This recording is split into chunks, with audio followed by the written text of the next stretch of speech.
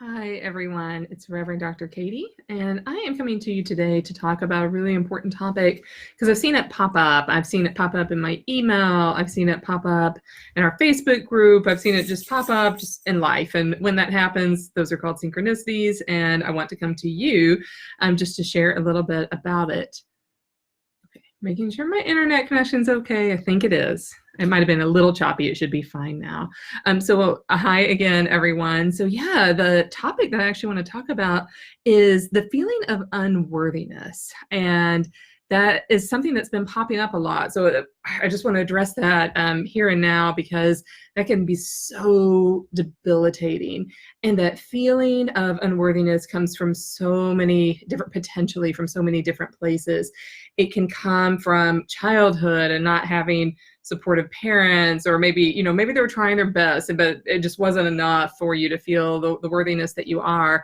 It can come from spiritual trauma. It can come from church backgrounds that kind of constantly tell us we're not worthy enough and everything we have to do to become worthy in God's eyes. But when we're in this state, it can produce such a low vibration.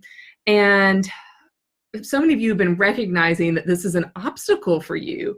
And so if this is an obstacle for you, if it has been an obstacle for you, then this is something I want to figure out. Because I know for the people in my life that I love, for the people whom I serve, if any of them told me, they don't feel worthy enough to be around me or to work with me, that would just break my heart. And I can only imagine that God does not want us to feel unworthy. God is our creator. God has created us. God has created us to be worthy, and you're worth everything that you desire in life and more. And so it's one thing when you know that. I know that a lot of you know that up here, but you don't always feel it down here. And so this is something to begin to explore. It's something to begin to be very curious about. And when we constantly don't feel worthy, how can that show up in our lives in other ways? That can show up in our lives in other ways, like we can be in bad relationships for way too long, or we might hold on to toxic friendships that don't serve us, and people will find us and we'll always be trying to be like worthy enough to be in their life, when we really want relationships of equals and of peers in our sphere. And it can lead to us kind of really participating in vibrations that don't serve us and that we don't even want to be in, but then we're not quite sure how to get out and about around that.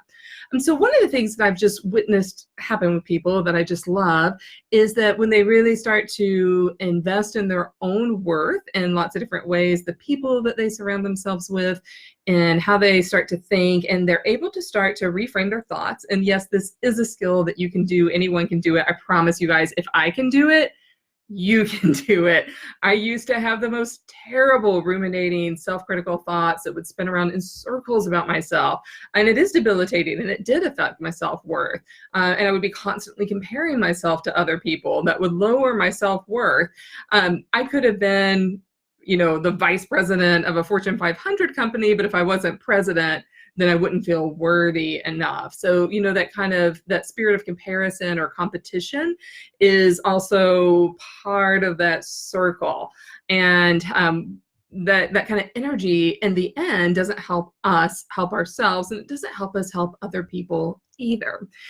And so there are actually tools and tactics that we can use to start to reframe our thoughts. And when we start to reframe our thoughts and repattern our thoughts, we start to repattern our vibration, and it starts to raise up, and it raises up a notch or two. And then when we have that thought of unworthiness, that feeling of unworthiness, we have some concrete tactical tools to use to switch the flip on that, to start to shift that, to transform it.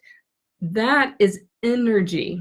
Your feeling of unworthiness, which is very real and it comes from very real places, it's a form of energy. And that energy can be transformed. It can absolutely be transformed into a new kind of energy.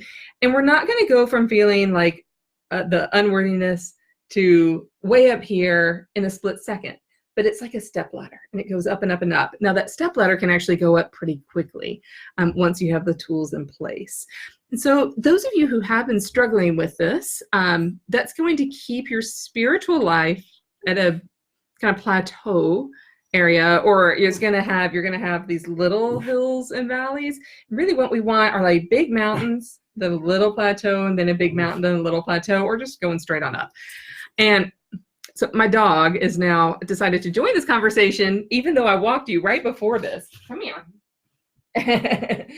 So this is someone we can learn so much from. I'll talk about him and worthiness too in just a second, because he's been a great example of that. So say hi to everyone. So this is real life. This is when you do Facebook Lives in real time. Yeah, things happen. I'm the only adult in the house tonight. Yeah. So that feeling of unworthiness can keep us from achieving the spiritual goals that I know you all want to achieve. If you're receiving a spiritual message, a spiritual download, or something like that, and that feeling of unworthiness pops up, it might keep you from receiving the fullness of that message, the entirety of that message. So this just occurred to me, so it's been divine timing. This is my dog, Parker. I've had him for right at 10 years, actually 10 years this month. So he's getting to be a little gentlemanly fellow. And when I got him, he came from an abusive background. We're not exactly sure what, but it used to be that if I had keys in my hands and I would bend down to put a leash on him, he would kind of wince. So we know that someone had hurt this sweet little guy with a set of keys at some point in time.